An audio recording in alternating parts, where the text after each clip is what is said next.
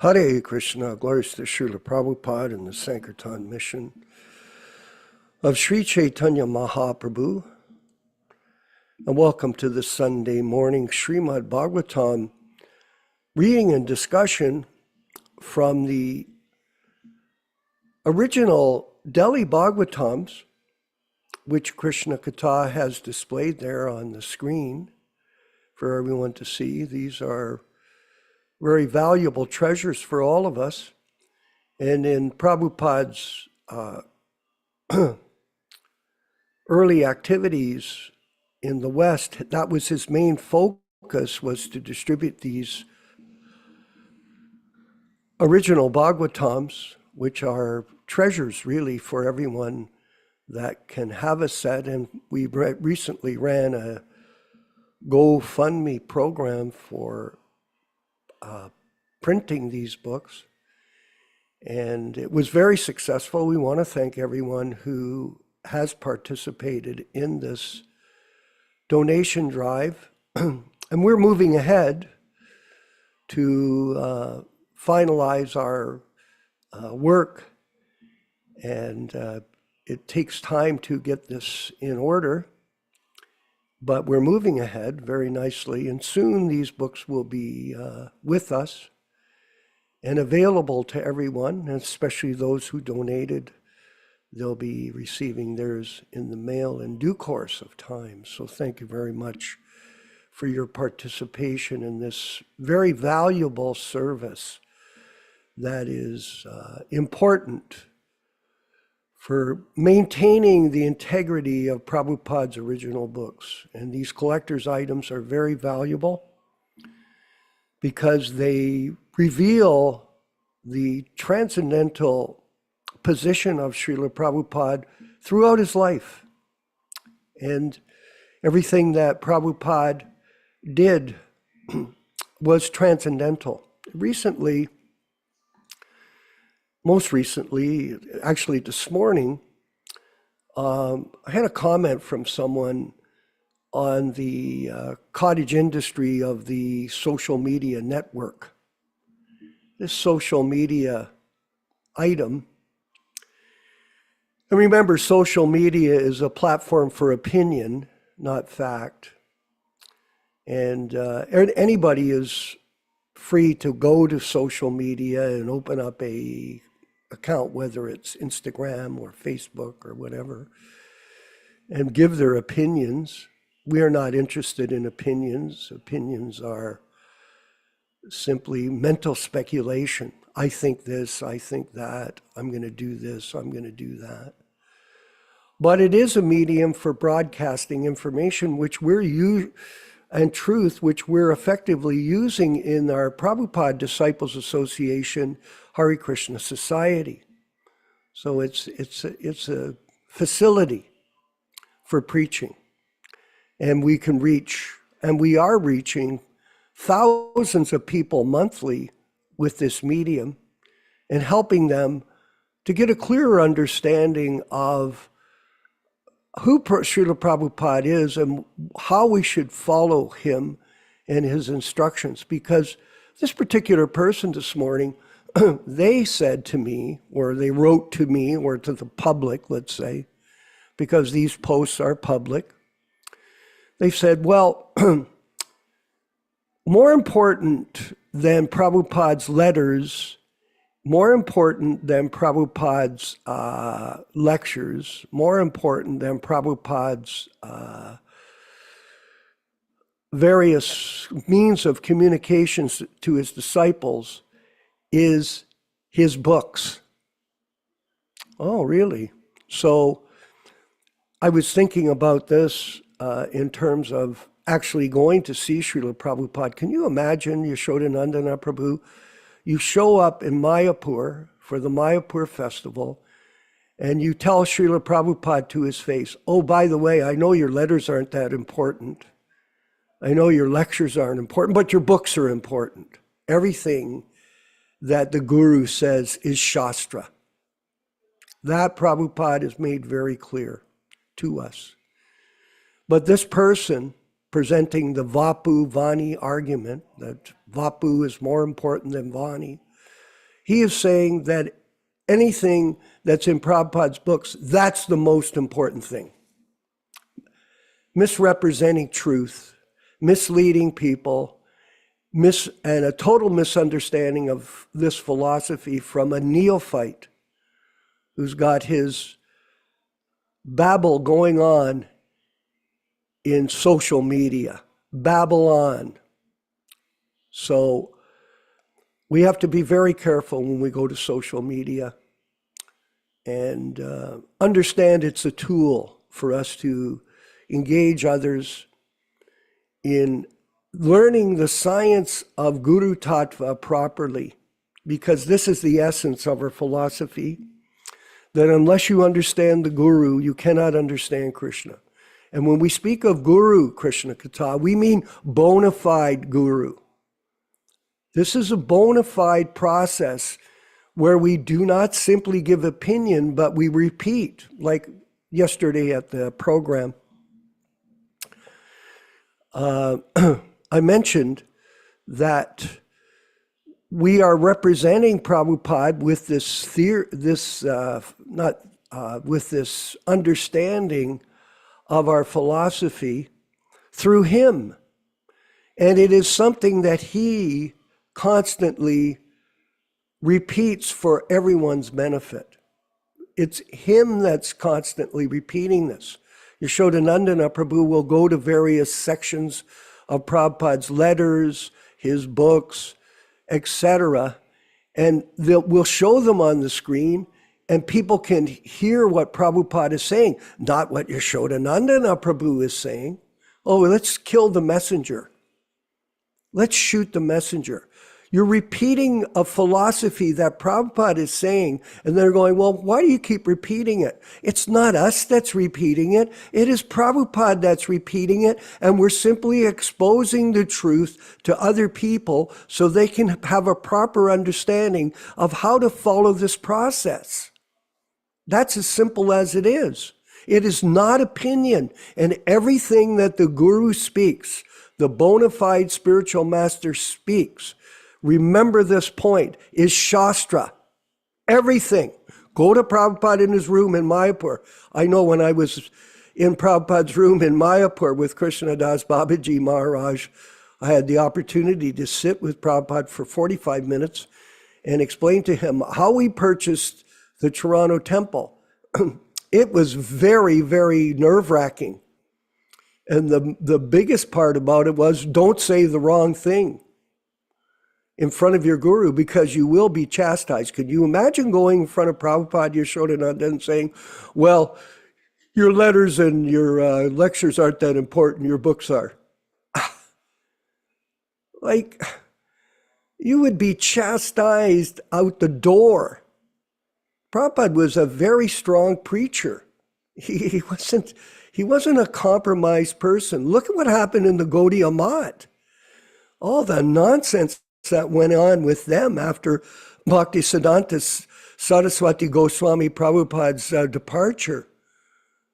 And Prabhupada stood up to them all without hesitation. And he made it very clear. He was tactful. He was very polite. He was courteous.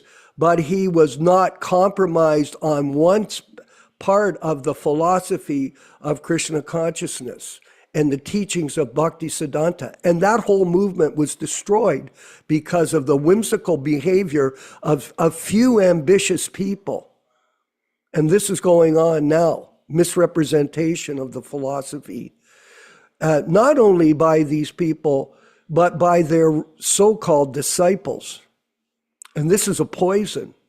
And here we see it, some chap writing something stupid like that, having no knowledge of how Prabhupada would have dealt with him if he heard that. Of course, Krishna is with us.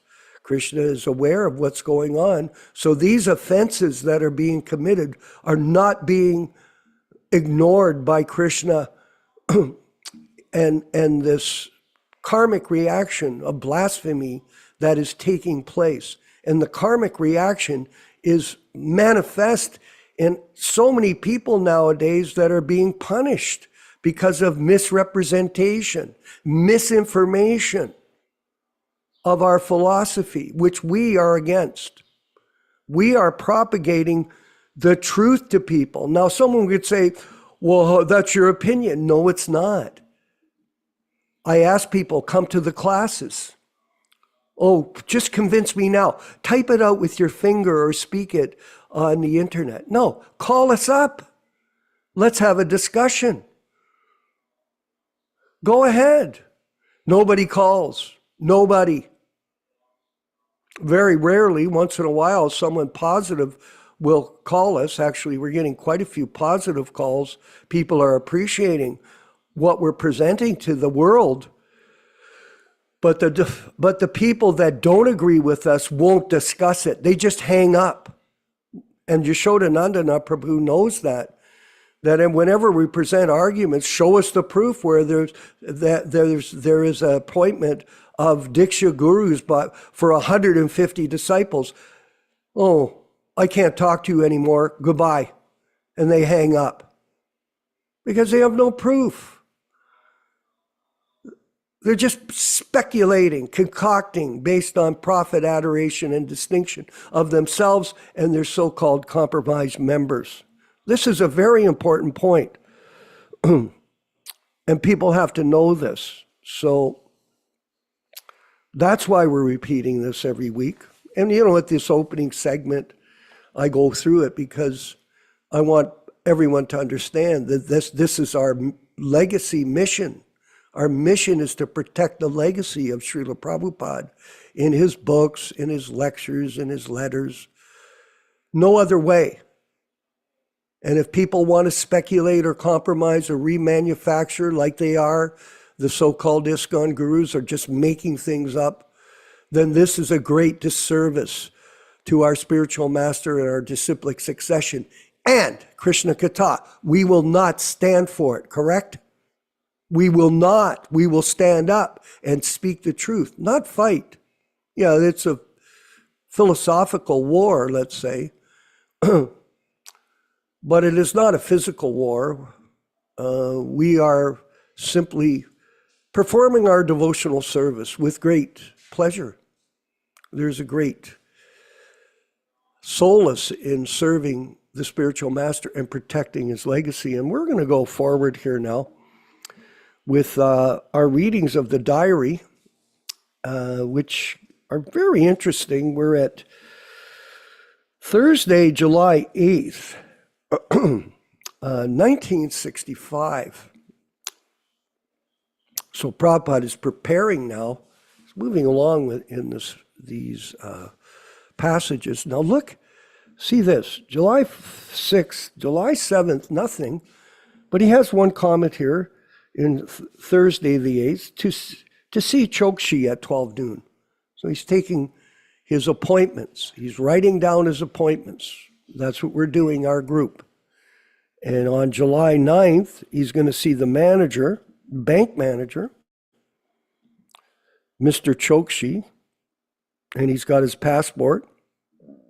On Saturday the 10th, at 3 p.m. to phone Sri Brajjal Seth, and at 4 p.m. to see Gokul Das Somaya. Okay. And it's interesting. You can't see it. I didn't photocopy it. But he's crossing off what he achieves after he finishes it. This is, everyone does that. Prabhupada is using this very simple system. Write it down. To write it down means to remember, Prabhupada said. So if you write it down, you'll remember it, you'll carry it out. If you don't write it down, you may forget. Sunday on the 11th, 8 a.m. to phone Tarachand Gupta. So, and here we are. Look at how beautiful this is. I'm going to show you these photos of Prabhupada's passport. Well, here it is. And look at that picture of Srila Prabhupada, so serious.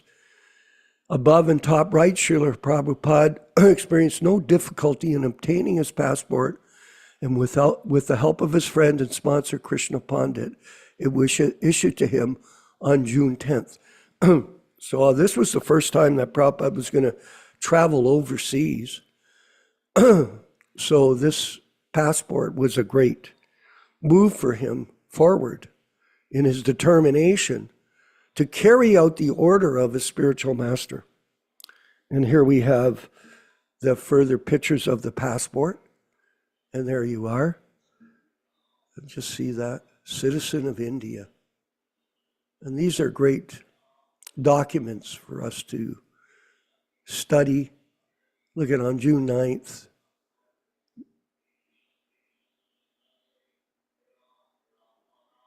April 16th, 1966, there's another stamp on the renewal. Obtaining the visa, however, proved more difficult. It was not until July 28th, after much evidence, and with the help of Mr. Choksi from the Scindia company, that it was finally approved. So Krishna is his hand in these dealings. And look at that. Very important document for us to see and connect the dots, how this whole mission has evolved through the hard work of our spiritual master. Connect the dots, everyone. Don't walk around and think, oh, I don't know anything, I'm just going to go and chant. No, learn. And here we have Monday the 12th, at 6 p.m. to meet Mr. Pandiwala. He's a chartered accountant, Bungar Brothers Private Limited, Netaji Subhas Road, Calcutta. Calcutta, very interesting city. I must say that. I used to stay at when I go to Mayapur, I'd stay at the house of the president of the Chamber of Commerce for Calcutta, B.K. Nahata. And he was a friend of mine. I stayed there for many years, right next to the Chaitanya Mat of Bhaktisiddhanta's mission. Wednesday the 21st, Mr. Flex was purchased at rupees 1. And on Friday the 23rd, passport with Chokshi for showing Punjal.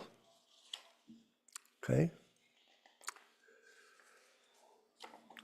And on Saturday, the 24th of July, sleeping berth 1865 for Haworth Reserve, ticket number 49031. Paid rupees 42. Reservation ticket. Train starting at 1900 hours. He's not sure, but pretty sure. On July 22nd, P form numbers 63753, passport number 11012, Reserve Bank of India. And on Wednesday the 28th, rupees 25, remitted by MO for Gorchand Goswami before leaving for USA, June, July, August, September to October 5th. My P form and visa for USA obtained by Choksi. And on Thursday the 29th, Srila Prabhupada's diary, insert, Dakwar delivered one package of books, Srimad Bhagavatam 35, book by Universal Book House, Dadar to Calcutta under PWB. From Dadar, FH to pay rupees 750. So constantly distributing books back then, on his own, by the way. So that's why he introduced book distribution as one of our means of survival, developing the ISKCON movement, was to sell his books. That's what he did. So we're going to do that with the Delhi Bhagavatams. All of our branch offices, are going to have these books available for people in their local areas so they can treasure them after they purchase them from them. And here we go to, these are the rooms that were rented by Srila Prabhupada. Now, let's study this very carefully. Vijay Pandit, look at that bed. See that bed there? The rooms at Radha Dharma are rented by Srila Prabhupada. The double doors on the right lead to Srila Prabhupada's kitchen. There's his bed there. Yeah, there's the double doors. They're leading. Above left, Srila Prabhupada's bed in the living room. Inside the kitchen from its window, Srila Prabhupada could see the samadhi of Srila Rupa Goswami. And going down there, to the left there, please. Yeah, look at this seat. Solid wood, no cushions. No big Vyāsasan. Hey, Krishna Katha? Look at that. Just imagine yourself in that room. Just see yourself there in front of your spiritual master sitting on that chair. And we have that wonderful pictures of Yashodanandana Prabhu with Prabhupada at the Radha Damodar Gardens hearing those lectures later in time where Prabhupada visited there and spoke. So Yashodanandana Prabhu, of course, has seen these rooms in real life. And he shares so many wonderful pastimes with all of us. This is the blessing of the bona fide disciples of Srila Prabhupada, not the mental speculators, the mental concoctors, that Vani is not very important. What Vapu is, that is complete hypocrisy. So the receipt of the money order sent to Gaurachandra Goswami, as mentioned in the letter opposite, it was pinned to the diary on July 28th. So we're going to stop now and we'll move forward with the discussion and reading of the Delhi Bhagavatams. All glories to Srila Prabhupada and the Sankirtan mission of Sri Chaitanya Mahaprabhu. Jaya Radha Madhava Kunja Bihari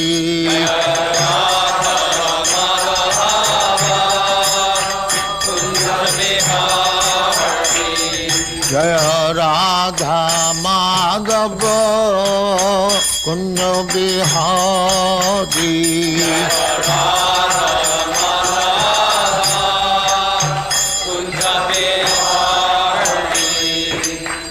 Yashodanandana Brajajana Ranjana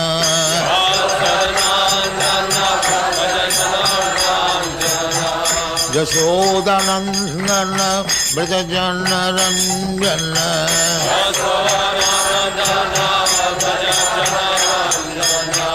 Jamuna Tira Banachari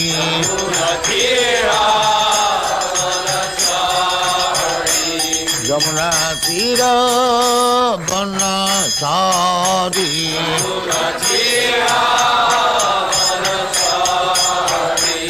Jaya Radha Madhava Kunja Bihari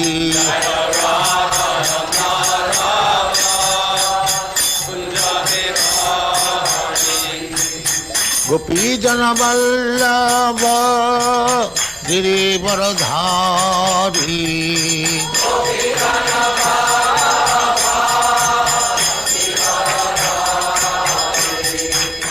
Gopi Jana Vallabha Girivaradhari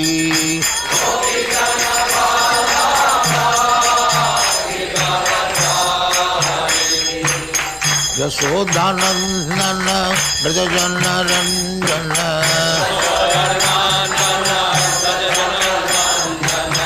Yashodanandana Brajajana Ranjana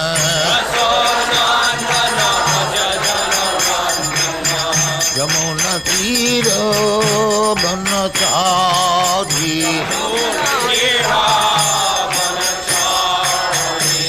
Jamuna Tira Banachari Jaya Radha Madhava Kunja Bihari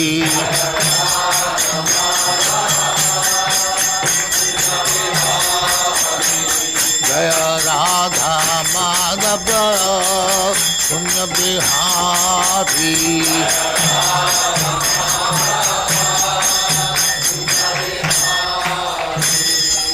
Jai Amuspa Paramahansa Paribhrajagacharya Sattvaresvara Samadhati Siddhanta Saraswati Goswami Bhagavad Ki Jai Ananta Kodi Vaishnavindra Ki Jai Namacharya Sri Haridas Thakur Ki Jai Prem Se Kaho Sri Krishna Chaitanya Prabhu Nityananda Sri Advaita Gadadhar Shivasari Gaur Bhaktamani Ki Jai Sri Sri Radha Krishna Mokh Bhagnath Sam Khund Radha Khund Giri Goldhan Ki Jai Vrindavan Dham Ki Jai Navadvip Dham Ki Jai Ganga Mai Ki Jai Jamuna Mai Ki Jai Guru Dwarka Dham Ki Jai Swami Bhaktivinoda Ki Jai. All glories to the Assembly. All glories to the Assembly.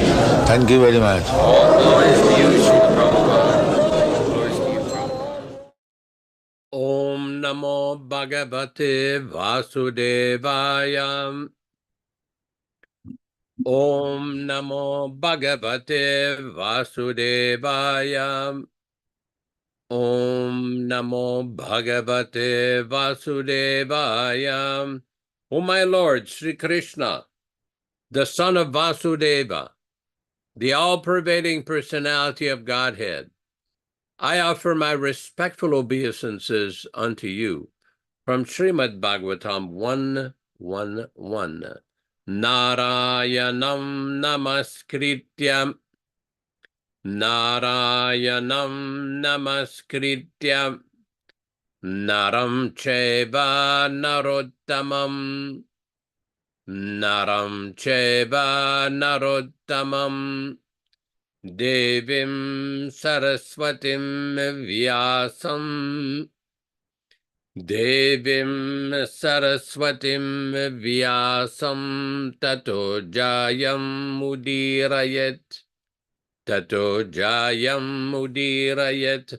One should utter the means of conquest, Srimad Bhagavatam, after offering respectful obeisances, 1, to the personality of Godhead, Narayana, 2, to the Narayana Rishi, who is the supermost human being, 3, to the Mother Saraswati, the goddess of learning, then 4, to Srila Vyāsadeva, the author.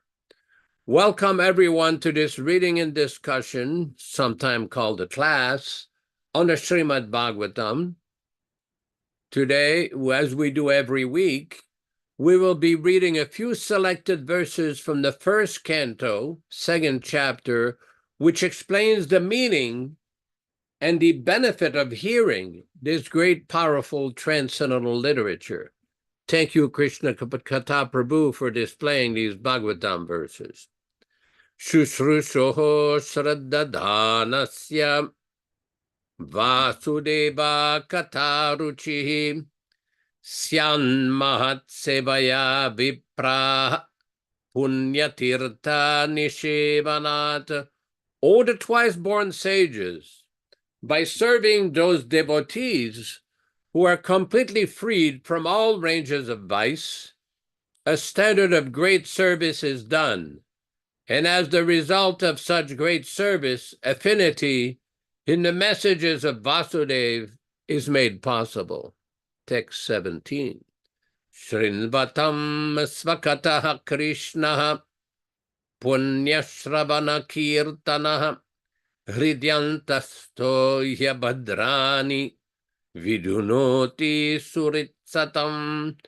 Sri Krishna, the personality of Godhead, who is also the Paramatma in everyone's heart and the benefactor of the truthful devotee, thus cleanse the desire for material enjoyment in the heart of the devotee who has developed the urge for hearing his, Krishna's messages, which are themselves virtuous when properly heard and chanted. Text 18. Nashta prayesha vabhadreshu nityam bhagavata sevaya bhagavati uttama shloke bhaktir bhavati naishtiki. By regular attendance in the Bhagavatam class or rendering service unto the pure devotees, all that is inauspicious in the heart of a candidate becomes destroyed almost to nil, and thus loving service unto the personality of Godhead, who is praised with transcendental songs, comes into being as an irrevocable fact. Text 19. Tadarajastamo baba kamalobhadayaschaye Chitayete ranaviddham stitam sattve prasidati. As soon as irrevocable loving service is fixed up in one's heart, at that time the effects of the natures, mode of passion and ignorance, such as lust, desire and hankering, etc., do disappear from one's heart, and he becomes fixed up in the mode of goodness, which makes him completely happy. Text 20. Evam prasanna manaso bhagavad bhakti yogataha bhagavat tattva vijnanam mukta sangasya jayate. Thus, when one is positively fixed up in the mode of unalloyed goodness, the enlivened-minded man, affected by contact of devotional service of the Lord, can positively know scientific knowledge of the personality of Godhead in the stage of liberation from all material association. We just wish to mention that this reading and discussion is conducted on the basis of the original New Delhi Bhagavatams, the first edition from 1962, all synonyms, translations, and purport by His Divine Grace, A.C. Bhaktivedanta Swami Prabhupada, founder Acharya of the International Society for Krishna Consciousness, also known as the Krishna Consciousness Movement. Text number 19, Canto 1, Chapter 5. I thought we read that last week, but we can read it again. Nave jano jatu katan chana brajet mukunda sebianyabadanga samsmritim smaran mukundangri upaguhanam punaravihatam itched narasagraha janaha. Never, vai, certainly, jatu, at any time, katanchana, somehow or other, navrajet, does not undergo, mukunda sevi, the devotee of the Lord, anyaved, like others, anga, oh my dear, samsmritim, material existence, smaran, remembering, mukundangri, the lotus feet of the Lord, upaguhanam, embracing, vihatum, willing to give up, never, itchet, desire, rasagraha, one who has relished the mallow, jana, person. Translation by Srila Prabhupada. My dear Vyasa, a devotee of the Lord Sri Krishna, even though fall down sometimes or somehow or other, certainly he does not undergo the terms of material existence like others, the fruitive workers, etc. Because a person who has once relished the mellow of the lotus feet of the Lord cannot go otherwise, remembering the ecstasy again and again. Purport by His Divine Grace. A devotee of the Lord automatically becomes disinterested in the enchantment of material existence because he is rasagraha, one who has tasted the sweetness of the mellow of the lotus feet of Lord Krishna. There are certainly many instances that the devotee of the Lord has fallen down due to uncongenial association, like the fruitive workers who are already prone to degradation. But even though he falls down, is never to be considered as one and the same with a fallen karmi. A karmi suffers the result of his own fruitive reaction, while a devotee is reformed by chastisement directed by the Lord himself. Sufferings of an orphan and the sufferings of a beloved child of a king are not one and the same. An orphan is really poor because he has nobody to take care of. But a beloved son of a rich man, although appears to be the same on the level of an orphan, he is always under the vigilance of his capable father. A devotee of the Lord, on account of wrong association, sometimes becomes an imitator of the fruitive workers. The fruitive workers want to lord it over the material world.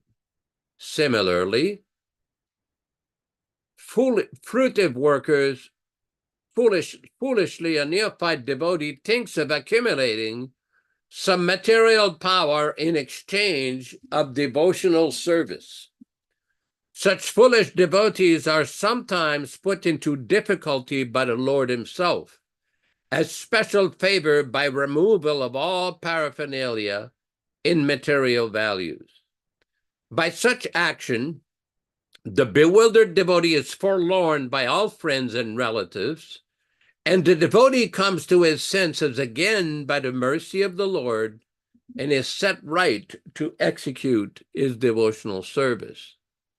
In the Bhagavad Gita, it is also said that such fallen devotees are given chance to take birth in the family of highly qualified Brahmin or rich mercantile family. The devotee in such position is not so much fortunate as one who is chastised by the Lord, being put into position seemingly of helplessness. The devotee who becomes helpless by the will of the Lord is more fortunate than those who are born in good families, as above mentioned. The fallen devotees born in good family may forget the lotus feet of the Lord because they are less fortunate, but the devotee who is put into forlorn condition is more fortunate because such forlorn devotees swiftly return to the lotus feet of the Lord, thinking himself helpless all around.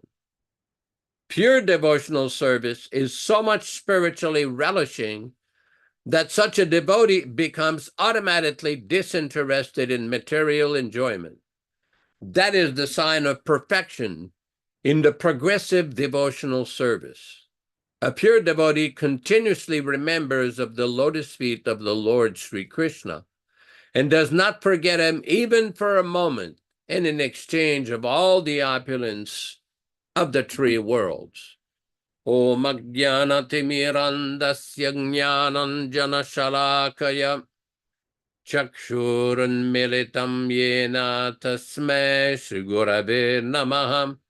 Namo Vishnupadaya Krishna Prestaya Bhutale Srimate Bhaktivedanta Swaminiti Namine Namaste Saraswate Deve Gauravani Pracharine Nirvishesha Shunyavadi Paschatya Deshatarine Bhakti Siddhanta Shishyayam Bhakti Vedanta Namine Prasannaya Prashantaya Tasmai Shri Gurave Namah.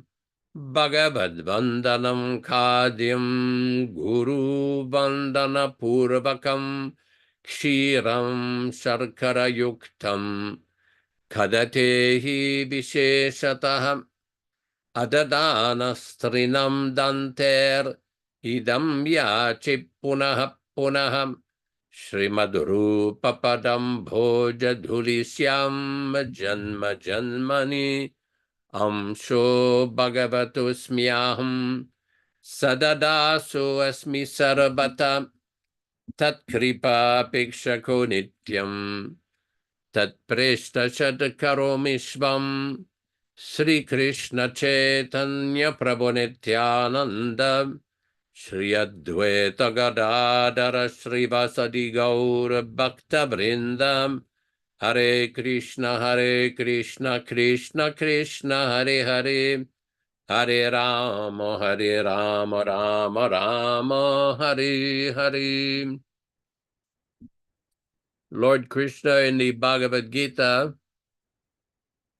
described that the practice of devotional service is always beneficial.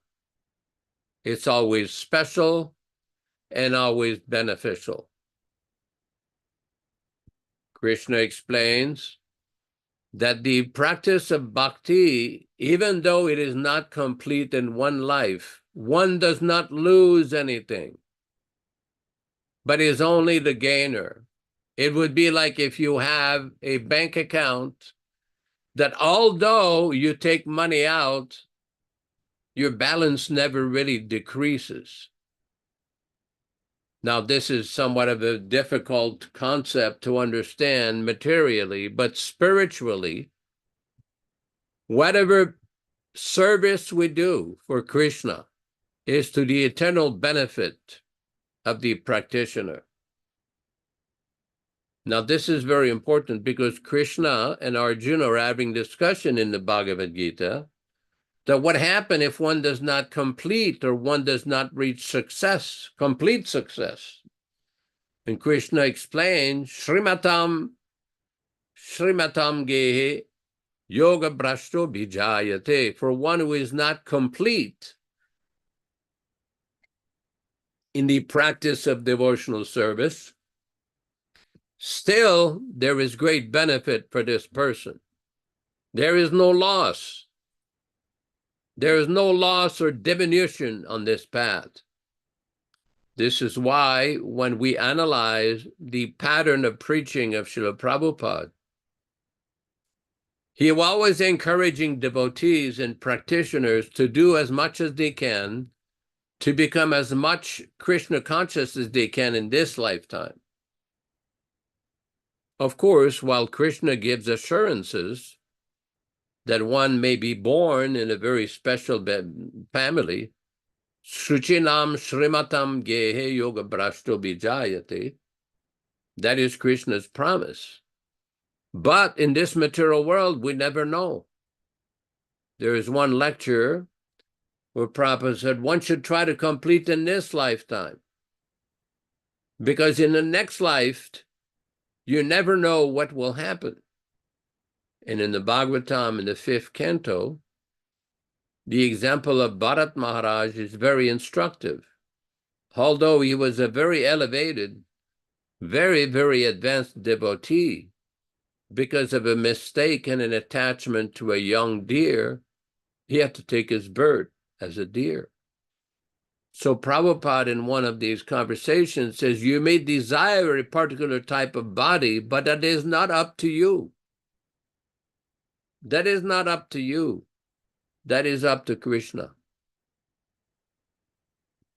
This is a very important point that sometimes devotees do not quite comprehend, because there are consequences to our actions.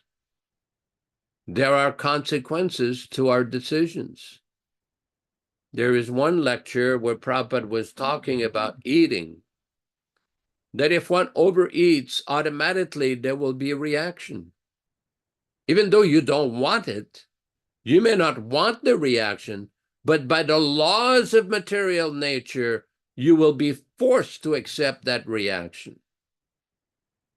And this is the problem, as we see in the Bhagavad Gita. There's very nice explanation why persons accept different kinds of bodies, why some persons are born in auspicious circumstances, and some other persons are born under inauspicious circumstances.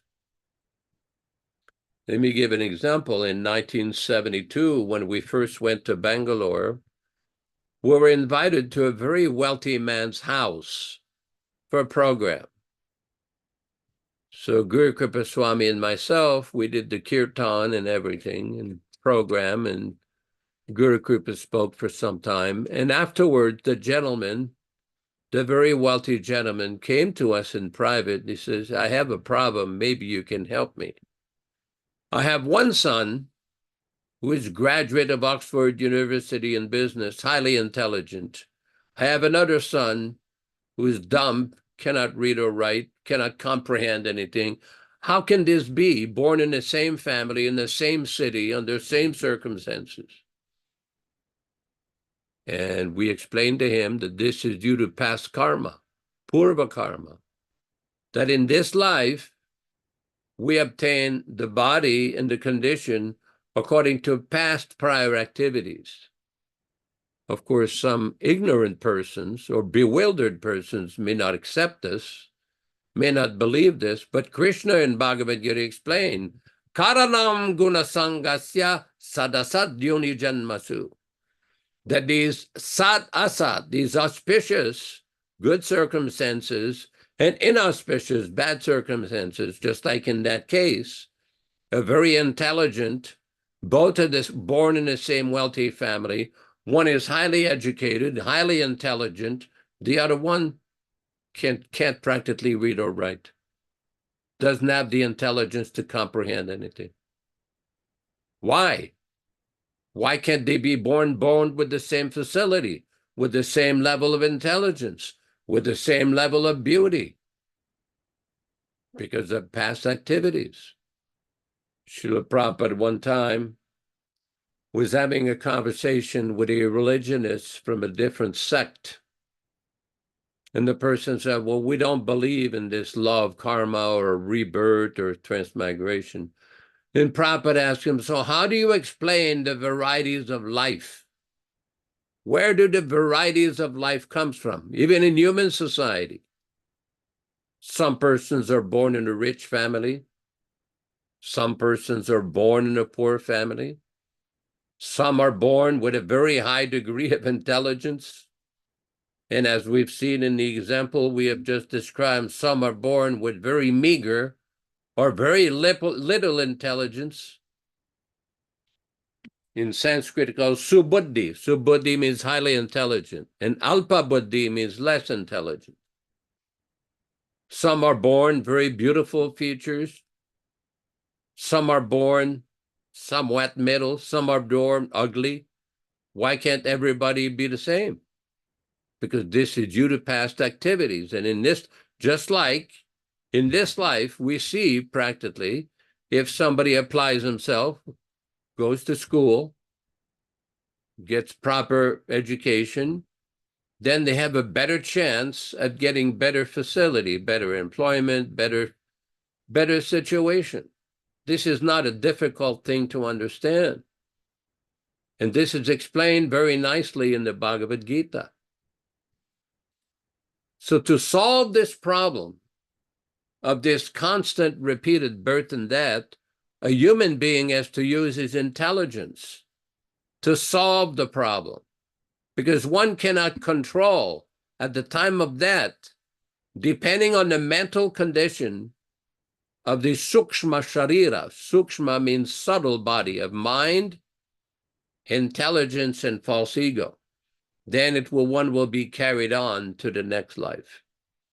All of us have heard the example of Prabhupada giving a lecture that the relatives of a dead man are there. Oh, he's gone, he's dead, he's not here, well, the body is there. If the body is just a combination of chemicals, according to some atheists or agnostics or so-called scientists, why don't you put some chemicals and revive him? So what's gone? What's gone is the consciousness. The individual soul has gone to another body according to the consciousness at the time of death. This is also explained in the 8th chapter of Bhagavad Gita, Sada tad bhava bhavitaha, that one will obtain certainly that destination that one thinks. That is why in this human form of life, one should train himself. So when the final exam comes at the time of death, one will be ready. Just like if you go to engineering school, accounting school, medical school, legal school, so many disciplines, you have to pass certain exams. You have to be certified as competent to practice in that field. And if you know you will have a big exam coming up, well, the intelligent thing to do is to study, to practice, to be ready for the exam. So this is the same thing in the human form of life. One should get himself ready for the ultimate exam. And this also applies to devotees. One devotee recently was discussing with me about various events that have taken place in the ISKCON movement, in Prabhupada's society. And he was explaining to me that do some of these leaders believe in the law of karma? Don't they know that there are consequences for their behaviors, for their neglect of children, for their abuse of women, for their abuse of Vaishnavas? Don't they think that there is no karma for this? That there will not be reaction? One cannot just wash his hands and say, well, it's not my fault, it's somebody else, it was the other group, this group, it was the other person, it was the other leader. Everybody is accountable. Everybody is accountable. One has to learn. This is the law of karma. There's also a spiritual law of karma. Ye yatavam prapadyante tam stateva bhajamyaham. Bhagavad Gita, chapter 4, text 11. As they surrender unto me, Lord Krishna says, as they surrender unto me, I reward them accordingly. So this is a very important point. Because according to the degree of surrender, the degree of purity, the degree of realization, and the degree of bhakti that one will achieve, one will get a corresponding result. We're not sahajiyas. Yesterday at the end of the class, we were discussing certain statements by Srila Prabhupada about some of these Tirtha gurus, especially in places like Vrindavan, Jagannath Puri, who claim that they will teach their disciples ultimately their Siddha Deha, or their Swarup, their original relationship with Krishna. Now, those who are a little conversant with Srila Prabhupada's teachings know that Srila Prabhupada never supported this idea of sending devotees to these so-called Swarup Siddhi specialists, whether there's some so-called Babajis, or some so-called Nityananda Vamsa, or some so-called Goswamis, or whatever they may be. Now we have a new philosophy that was born, compliments of another senior devotee who was remarkable for his own spiritual accomplishments, but it seems that he missed a point.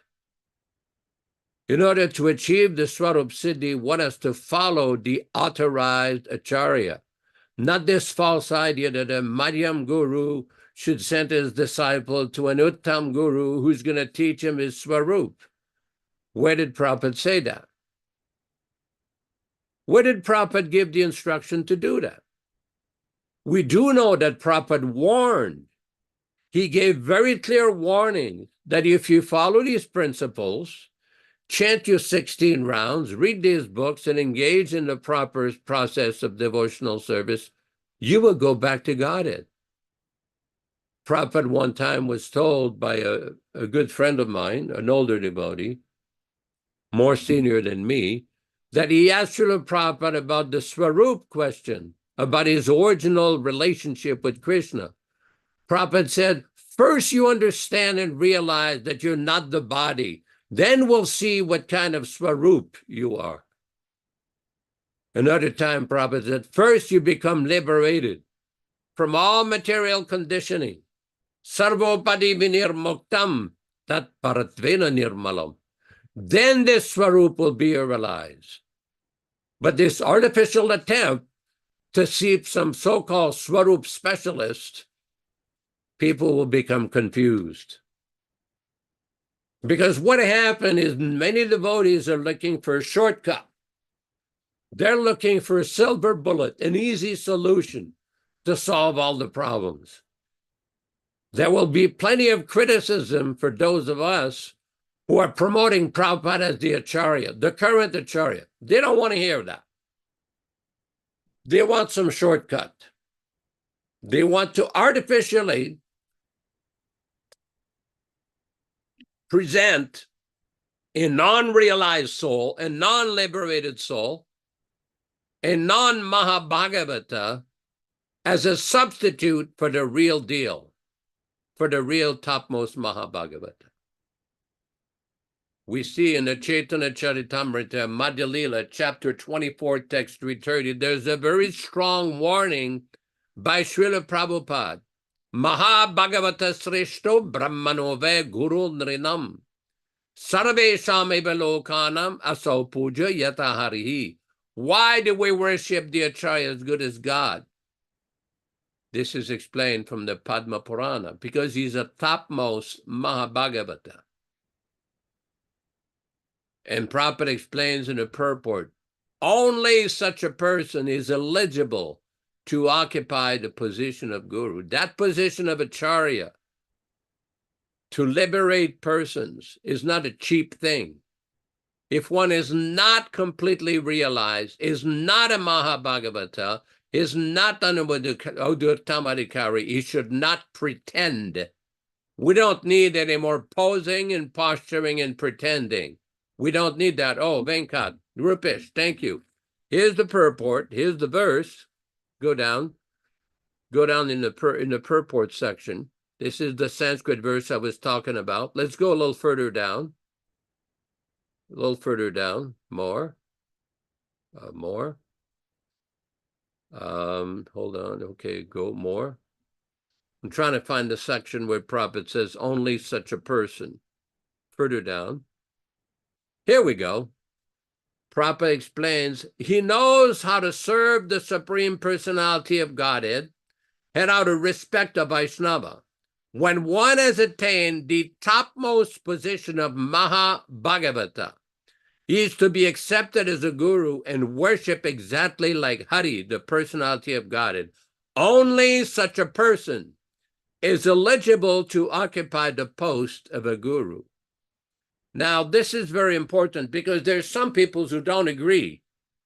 They seem to think, well, $75 is as good as $100, or $100 is as good as $1,000. No. If you read that purport, it explains why the Acharya is worshipped like Lord Hari, because he's a topmost Mahabhagavata. Now, one is to use his intelligence and discriminate between the proper levels. One should show respect to all Vaishnavas. That is not an argument. We don't dispute that. But one should not pretend to have achieved levels that he has not realized or accomplished. That is very dangerous. Very dangerous. We see in the fourth canto of the Bhagavatam, in the story of King Prithu, there is a warning that if Prabhupada says, if one, because King Prithu was chastising the poets and the Puranikas who were glorifying him, he says, these qualities have not yet manifested in me. Do not do this. Such praise is actually an insult. So even though one may be a very nice devotee, a very good devotee, a nice preacher, a middle-class devotee, very good, but that also, one has to see what they're preaching, simply not some mental gymnastics of thinking that I'm such and such class of devotee. If we look at the example of Krishnadas Kaviraj, he's the highest devotee, but yet he presents himself as the lowest devotee. How did Chaitanya Mahaprabhu explain himself in the Shikshastakam? Tranadapi Sunichena. So one has to learn and understand the fundamentals of Vaishnava philosophy according to the teachings of Srila Prabhupada, not some outside sources, not some Neomat or some Babaji group or some other concocted group. No, we need to hear from the realized Acharya. In the Srimad Bhagavatam, Canto 1, Chapter 4, Text 1, Srila Prabhupada gives a very stark warning. that no one should be willing to listen to one who does not represent the original Acharya. The original Acharya in this movement is His Divine Grace Srila Prabhupada. And what we need to do is to develop a hearing, an affinity for hear his messages, his original, unchanged, non-interpolated, non-edited books. That will solve the problem. Thank you very much. Hare Krishna.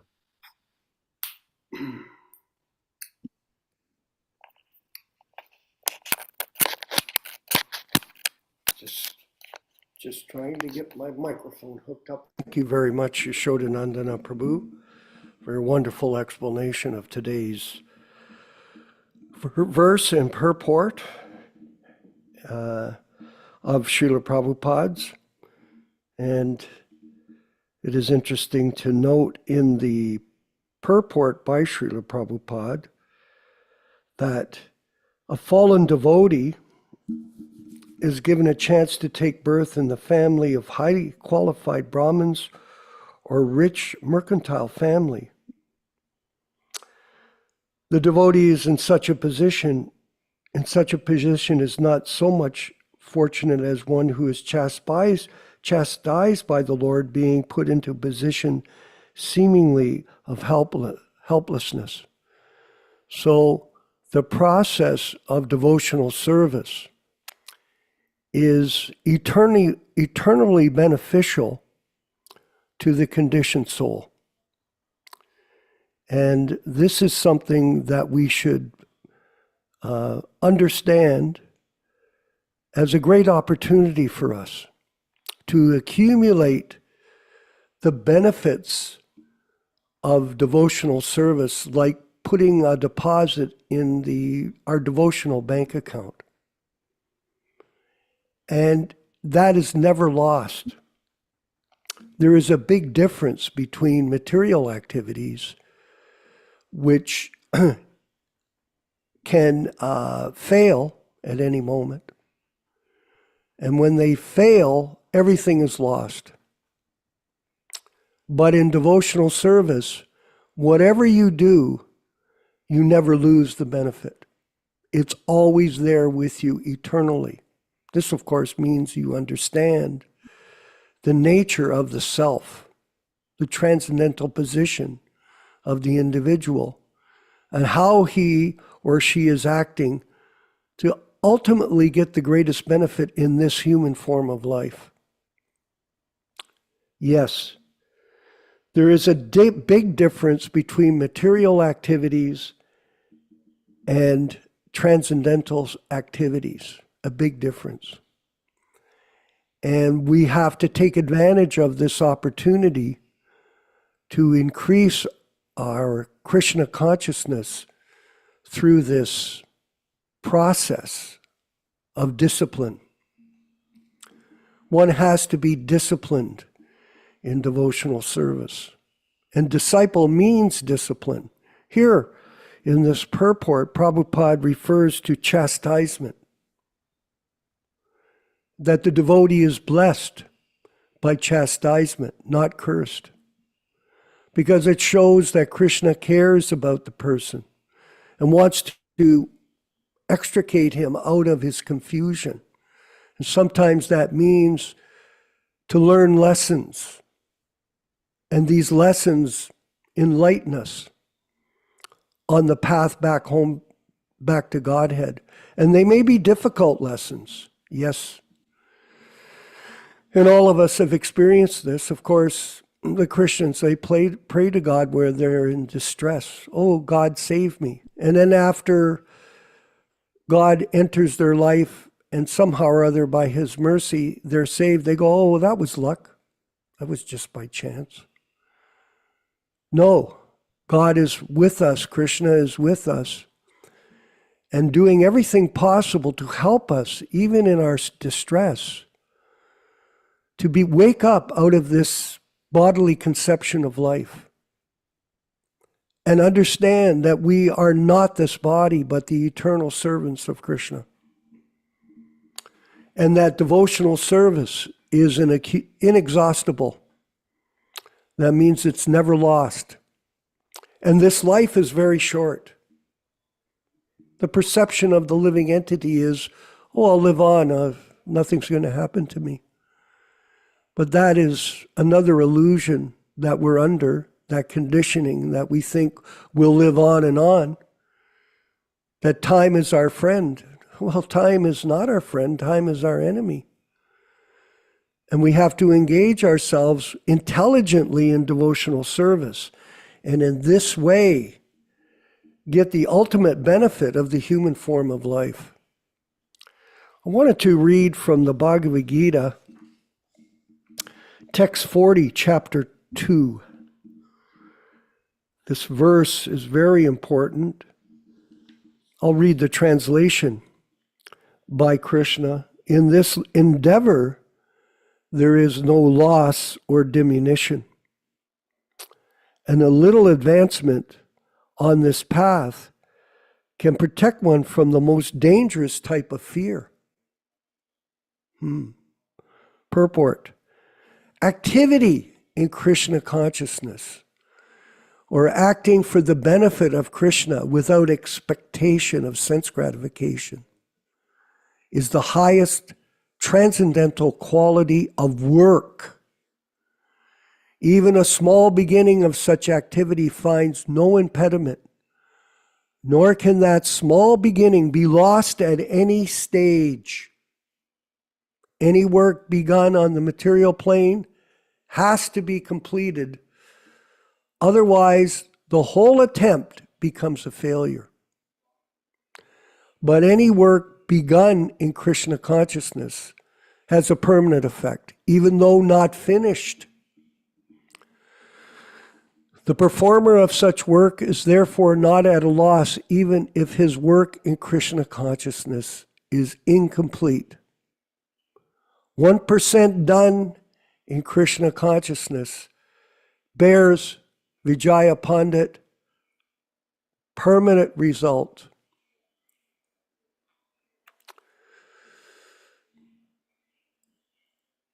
And so that next beginning is from the point of 2%. Whereas in material activity, without 100% success, there is no profit. Ajamil performed his duty in some percentage of Krishna consciousness, but the result he enjoyed at the end was 100% by the grace of the Lord. There is a nice verse in this connection in Srimad Bhagavatam. If someone gives up self-gratificatory pursuits and works in Krishna consciousness, and then falls down on account of not completing his work, what loss is there on his part? And what can one gain if one performs his material activities perfectly? Or as the Christians say, what profit a man if he gains the whole world yet suffers the loss of his eternal soul? Material activities and their results end with the body, but working Krishna consciousness carries the person again to Krishna consciousness, even after the loss of the body. At least one is sure to have a chance in the next life of being born again as a human being, either in the family of a great cultured Brahmin or a rich aristocratic family that will give one a further chance for elevation. This is the unique quality of work done in Krishna consciousness. So this is the most wonderful opportunity that all of us have to perform devotional service every day and build our Krishna conscious bank account. And at the end of life, we'll be able to take those credits, and by the mercy of Krishna, we could possibly be delivered from the miseries of this material world and this material prison house of the body. This material body is a great source of misery for the conditioned soul, but it is also a great source of opportunity for us if we properly use our time in the devotional service of the pure devotee, A.C. Bhaktivedanta Swami Prabhupada. This is the highest service, not to try to become advanced, but try to gain the attraction of Krishna and the attraction of our spiritual master through our devotional service, which will give us the greatest benefit in the human form of life. Yashodanandana Prabhu, if you could further explain. Well, this is a very important point because this comes up regularly with devotees who are practicing devotional service. The point comes up that what happens if we don't complete? Well, for one thing, one should know that Krishna always protects his devotees. There's a statement in the Garuda Purana that Krishna is always merciful to all of his devotees, and even though a devotee may temporarily forget Krishna, Krishna never forgets the devotee. It's called Bhavagrahi Janardana, one of Krishna's name, that he takes the essence of the devotee's service. Of course, one should not use that as an excuse or a rationalization for crazy behaviors, thinking, oh, I'm a devotee, it's all for Krishna and I can do all nonsense. No, that is not allowed. Just like Prabhupada, in 1977, he found out that some group of devotees were using illicit means of raising money. And Prabhupada told one devotee, we will burn that money. This kind of money that is acquired by illegal means, this is papi. This is sinful money. We will burn that money. There are certain occupations, certain standards that are described in the Shastra for Vaishnavas and Brahmanas and devotees. Those who are aspiring to become devotees, there are certain standards in the Shastra. So this is a very important point. And a lot of it comes back to a point that we've discussed several times in these classes and discussion, that what is a pure devotee, who is a pure devotee, and what is the proper understanding of this. I'll be reading a section from Srimad Bhagavatam, Canto 3, Chapter 20, Text 18. Canto 3, Chapter 20, Text number 18. The Srimad Bhagavatam is called the Paramahamsa Samhita, the treatise for the highest class of human beings. The Paramahamsa is free from envy. In other stages, even in the householder stage, this is nice, thank you. In other stages, even in the householder stage of life, there is competition and envy. But since the activities of the human being in the Paramhamsa stage are completely engaged in Krishna consciousness or devotional service, there is no scope of envy, for envy. In the same order as Kardana Muni about 100 years ago, Thakur Bhaktivinoda also wanted to beget a child who could preach the philosophy and teachings of Lord Chaitanya to the fullest extent. By his prayers to the Lord, he had as his child Bhaktisiddhanta Saraswati Goswami Maharaja, who at the present moment is preaching the philosophy of Lord Chaitanya throughout the entire world through his bona fide disciples. Now let's read that for a moment.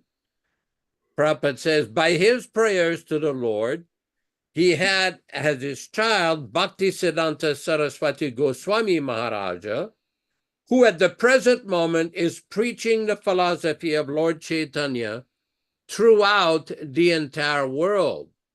So this is a very important point. This was written in 1973-74. How is Prabhupada describing that Bhaktisiddhanta Saraswati Thakur Prabhupada is preaching in 1974 when he already had departed on the 31st of December 1936? The fact is, Prabhupada never saw his guru as dead and gone. He never taught that Bhaktisiddhanta is dead and gone. He is always living. He's always present.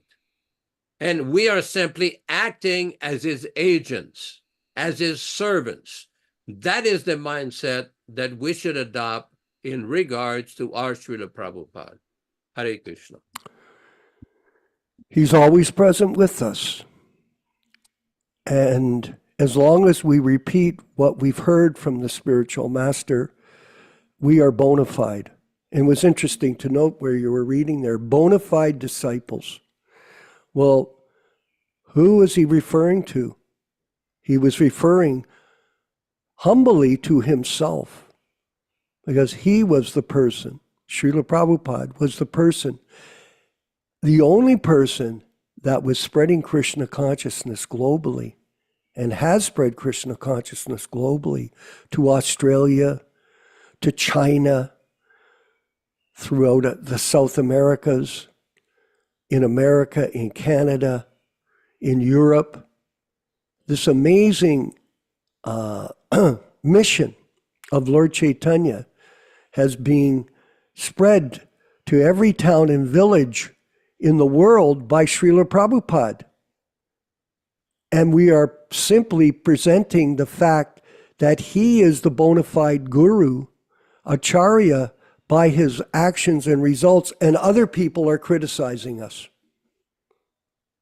Oh, you're wrong. You need Vapu. You need the personal association of somebody that can tell you what to do and what not to do.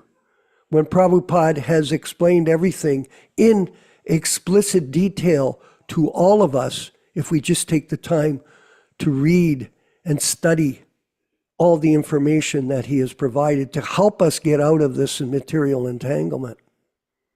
So this chaos has entered into the transcendental mission of Lord Chaitanya, and it is our job to work seriously towards reformation. Reformation, yes, is a very important part of this legacy, to reform the misdirected groups of people on this planet that are preaching that Prabhupada does not exist in his Vani incarnation, but more important is this Vapu representative who was never even approved for Diksha Guru by A.C. Bhaktivedanta Swami Prabhupada, simply by mental concoction. Dharma Bhavana Prabhu in Dallas, Texas. Maybe you could share some understanding this morning. Okay. Hare Krishna, thank you. This is a wonderful, enlightening class. We're talking about kind of a lot of really important subject matters. Mostly devotees can understand pretty easily karma, reincarnation, creation, and all these different topics. And perhaps in the Western world, we have a Christian background. On the money, it says, "In God we trust." We can pretty easily understand the position of the Supreme Lord because of the extensive descriptions all throughout the books. But there's also extensive, so many descriptions all throughout Srila Prabhupada's books about what is the position of the bona fide guru. But it seems to be a little more difficult to understand. I mean, I like back in the 1970s, we didn't usually speak about how the Prabhupada is a Shaktivesh avatar, he's living in the spiritual world. Perhaps we did discuss these things, but there was no challenge to it. So we just took it for granted, did our service, attend the morning and evening programs. But now there's so much debate going on. It seems like we're having these discussions so that in the future, devotees will be able to understand how special is Srila Prabhupada, how he is really living in the spiritual world, sent from the spiritual world to write the books. And it's really seemed like amazing that there's so many attacks on things that we should take for granted. But we're living in a very confusing world. That's all. Thank you, Hare Krishna. Yes, there's a lot of opinions about everything, and everyone by free will can have an opinion, but a fact is not an opinion. A fact is based on Shastra. It's based on Guru, and it is the responsibility of the bona fide disciples of A.C. Bhaktivedanta Swami Prabhupada to repeat what they've heard without adulteration and change. Krishna Katha Prabhu in Sacramento, maybe you could further elaborate. Hare Krishna Prabhus, thank you for another wonderful class and discussion. very deep realizations by both you and Yashodanandana Prabhu. My only additional, I think, value add to this is that we're sometimes faced with an opportunity to choose a pretty important way that we go with how we are with other devotees. And seeing them as a Vaishnava isn't always the easiest thing, because we know that some of their choices do not align with pleasing Srila Prabhupada. And so Yashodanandana mentioned nicely in the first part of his discussion that we offer respects. And that's not always the easiest thing. We want to criticize, and it's our natural tendency to point fingers and find fault like that. But we are not. That is not this Prabhupada Disciples Association. We are not fault finders. We are fact finders. There's a very interesting tagline to Yashodanandana's email. And I think it's important to point it out. He's researching, he's organizing, and he's conquering. Anyone that wants to really understand Prabhupada's definitive pure teachings, they should come to these classes. They should look at the old ones that are up on YouTube. There's over 300, I think, now. And then catch up. It really is an important thing. If someone is serious, right? Bona fide disciples, like you mentioned, Yashodanandana. I can tell you that I was given an opportunity to become critical to a person that we know we've all pointed the finger at. We're all guilty of it. And that's the person that is named by His Divine Grace Jayadvaita Das, Swami, if that's the case, not sure. But I was repairing a hole in the floor at the San Diego Temple in the Krishna Lounge. It's a single room with a bathroom off to the side. And somehow or other, when I turned around, there he was in the room. And so I know from social media, which is a very powerful platform, that our god sister Govindadasi had just approached him and informed him that so many disciples of Prabhupada, so many of his godbrothers, are upset and angry with him for all these changes to Srila Prabhupada's books, which is just inconceivably offensive. It's inconceivably offensive. And his adopted attitude at the time was the disease of arrogance. He smugly said, that's somebody else's problem. You talk to them. I'm no longer working for them. I think he was referring to the BBT or the GBC or whatever. Doesn't matter. The point is that why would I continue that same? We already know his reaction. So instead of me launching a finger-pointing campaign and asking him the same question, I just offered my obeisances, Vansha Kalpa prayers, and then I went back to my service, because it is my service that protected me. That's our protection. The japa chanting, the Hare Krishna mantra is our protection. Our devotional service is our protection. These are all protective layers around us that keep us remembering Krishna all the way to the time of our last breath. So the tendency is to point and criticize, but we have to resist. We have to. And just present the facts, as you and Yashodanandana Prabhu have done so nicely in these classes, because when the soul hears the truth, then there's attraction. And I don't ever want to miss a single class because I am sincerely attracted. And that is why everyone comes to these classes. And that's why we are increasing the amount of devotees that log in and listen and that watch the classes later on YouTube. It's because these are the serious devotees and disciples that relish the truth, that get realization from the truth, and they feel ecstasies from the truth. They feel connected. from hearing the truth. I can't thank you both so much enough. It'll take millions of lifetimes to try to even make an attempt at how much gratitude I have for both of you doing this. And that's where we're at.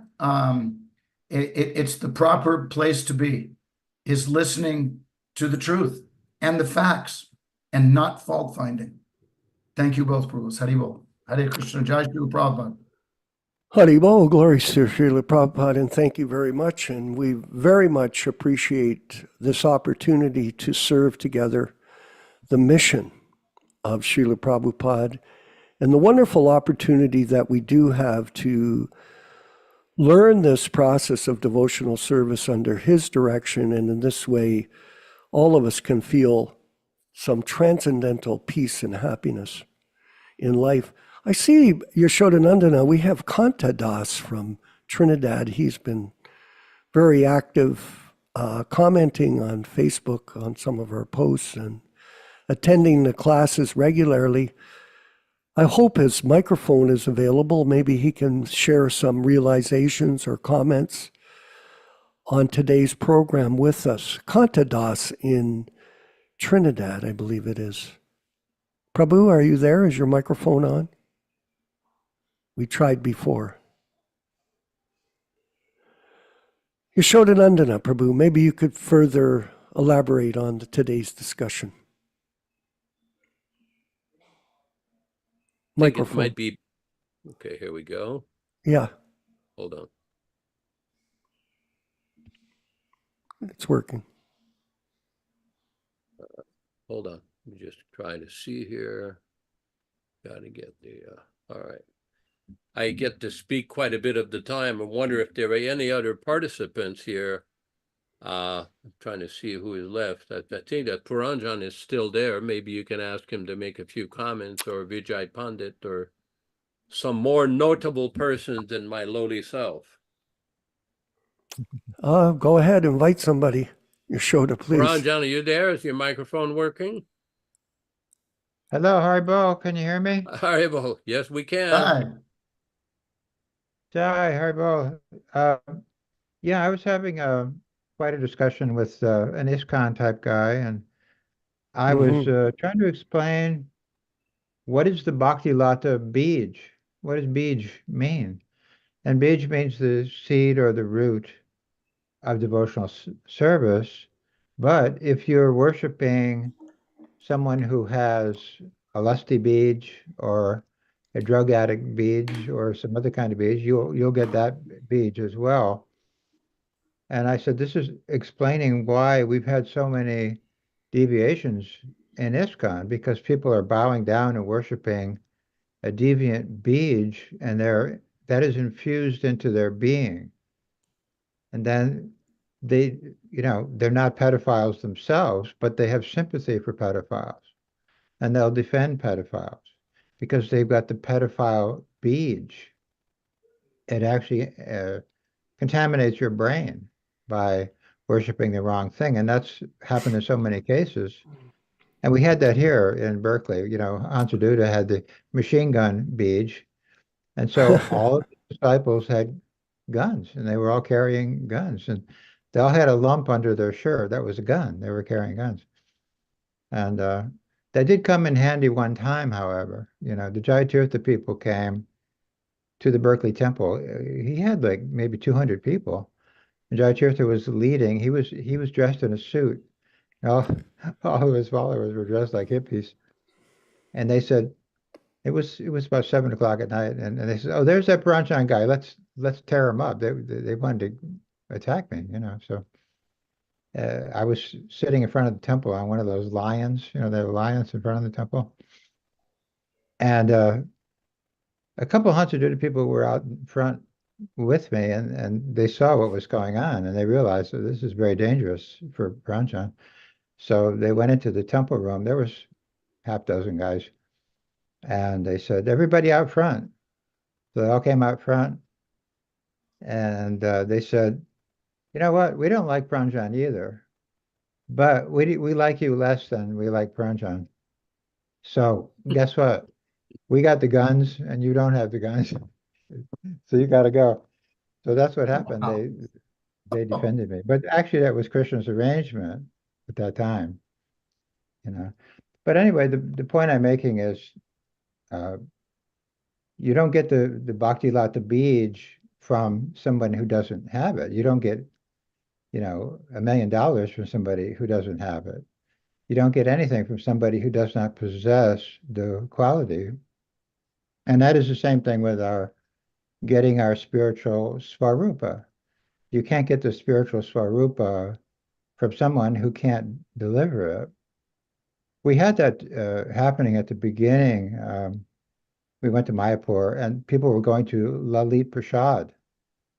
And he was reinitiating some of our devotees. And he reinitiated Subal and he gave him a peacock name or something. I can't remember what it was, but Subal came back and he says, "I'm a peacock." And so we all started going, "Caw, caw, caw, yeah, you're a peacock, caw, caw, caw," so. And then when Prabhupada found out about that, he said, no one should ever go there. He said, unfortunately, my godbrothers and even, the relatives of my spiritual master, they never understood. They never understood what my Guru Maharaj was talking about. And he said they hold a grudge. They hold a grudge against my spiritual master. They hold a grudge against me. So, of course, how are these people going to give us our Swarupa or anything else?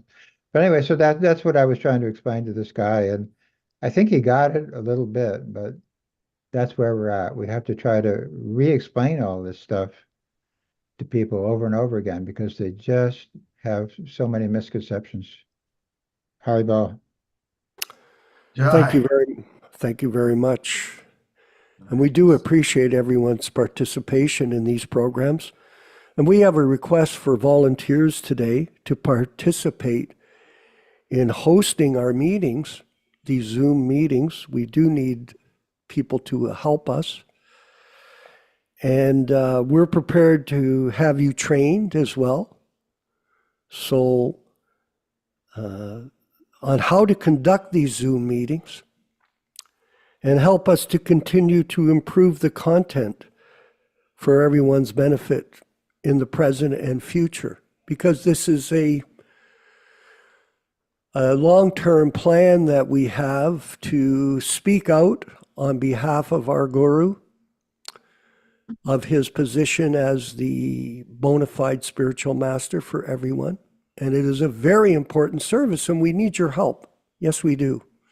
We have people working with us, but we always looking for more people to join us in this effort, co-hosts, let's say, of the meeting, that can learn about the Zoom programming, go to the Shastras, pull up the different verses for us, the openings and closings and the music and the different slides and all kinds of things that we can do to maintain and improve our production here at the Prabhupada Disciples Association, Hare Krishna Society. And you have a chance to join us, to become part of this wonderful transcendental team of devotees that are producing these shows. And we do thank everyone for helping us with these and for attending as well. And this is a very great service that you can take up with us and get the mercy of Lord Chaitanya and Lord Krishna. We're confident that the demigods are attending our classes, Krishna Gatha. Oh, yes. Because everyone is attracted by the truth. The truth will set us free. And that is the case with this wonderful group of devotees that have come together and that are regularly attending these programs. And they're trying to join us at the times that they're announced. For example, 10 o'clock a.m. Like, for example, if you show up to the team practice on a football squad in college, 15 minutes late, after 3 times, they fire you out of the team. They don't let you come. So even the karmis, they have a strict rule of participation in order to remain in that organization or group. For example, if you work in a law firm, Yashoda knows that, and all the lawyers are assembled there, and you show up 15 minutes late, what happens after a while? You're no longer attending because you're no longer there. The security guards come to the office and they tell you, by the way, it's time for you to go. So discipline is important, participation is important, and in this way, everyone will make advancement together in this Sankirtan effort that we've been fortunate enough to participate in at this organization that we have. So all glories to Srila Prabhupada. Thank you, everyone. And we'll look forward to seeing you on Wednesday, if it's possible. If not, we know that you can go to the Hare Krishna Society YouTube channel and see these classes. And that's, of course, whatever you're comfortable with, please participate as best you can. And we'll march on in our efforts to preach the truth of the Krishna consciousness movement according to Srila Prabhupada's directions. Thank you, Vijaya Pandit. All glories to Srila Prabhupada. Let's go to the Kirtan from 1966 with Prabhupada playing the bongo and chanting. And chant along, everyone. Thank you very much. Hare Krishna. Hare Krishna, Krishna Krishna, Hare Hare, Hare Rama, Rama Rama, Hare Hare. Hare Krishna, Krishna Krishna, Hare Hare, Hare Rama, Rama Rama, Hare Hare. Hare Krishna, Krishna Krishna, Hare Hare, Hare Rama, Rama Rama, Hare Hare. Hare Krishna, Krishna Krishna, Hare Hare, Hare Rama, Rama Rama, Hare Hare. Hare Krishna, Krishna Krishna, Hare Hare, Hare Rama, Rama Rama, Hare Hare. Hare Krishna, Krishna Krishna, Hare Hare, Hare Rama, Rama Rama, Hare Hare. Hare Krishna, Krishna Krishna, Hare Hare, Hare Rama,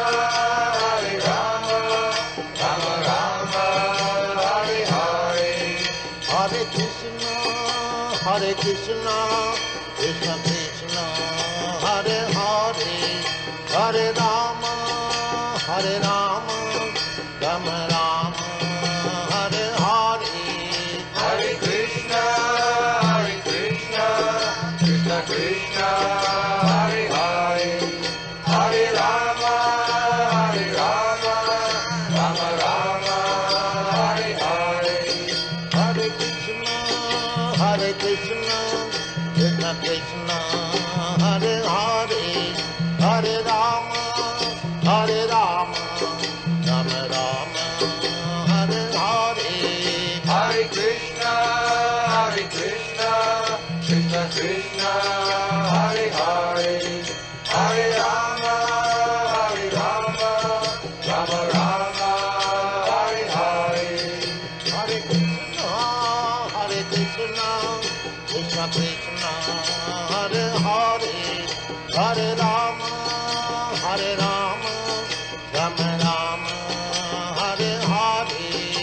Hare Krishna, Krishna Krishna, Hare Hare, Hare Rama, Rama Rama, Hare Hare. Hare Krishna, Krishna Krishna, Hare Hare, Hare Rama, Rama Rama, Hare Hare. Hare Krishna, Krishna Krishna, Hare Hare, Hare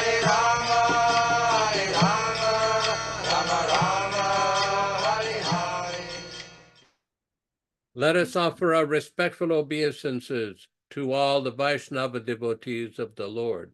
Vanchakalpa tarubhyascha kripa sindubhya evacha patitanam pavanebhyo Vaishnavibhyo namo namaha.